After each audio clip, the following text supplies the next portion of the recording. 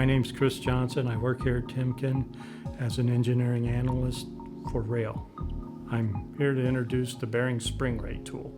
The bearing spring rate tool is used to determine the bearing spring rates or stiffness for a bearing in an application. This tool is used to help the customer determine the best bearing for their application. Select bearing spring rates. Once you select the bearing spring rates, you can come down here, select a bearing type. You will select a TS tapered single, apply that. Here you would type in your part number. If you do not know your full part number, you can put an asterisk in it and it will search all of our part numbers with those numbers in it. We're going to use this part number here. We will go over here to lookup and find that part again. It's right here. We'll choose it, hit done. Okay, now here we can select whether we want to see our output in metric or imperial. We'll choose metric for our output. And to preload. Preload for no will be a 180 degree load zone and half the rollers will share the applied load. If we choose yes, it'll be a 360 degree load zone where all the rollers will share the applied load. So we'll choose no for our first calculation here.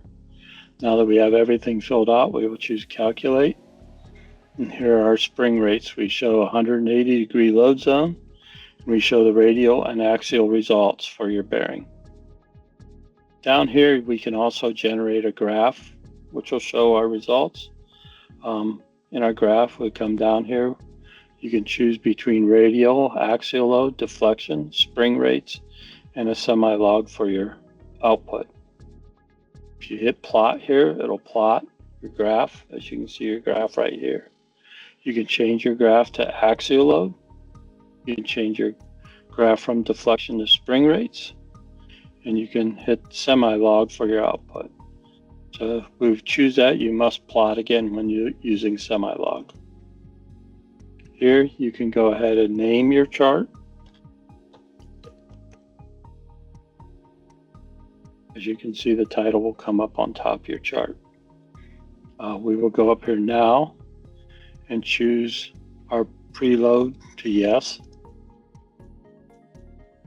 Now it'll have to recalculate. We hit calculate. Here now you can see a 360 degree load zone. And it shows both our radial and axial results for our spring rates. We come back down here, we can plot a new graph.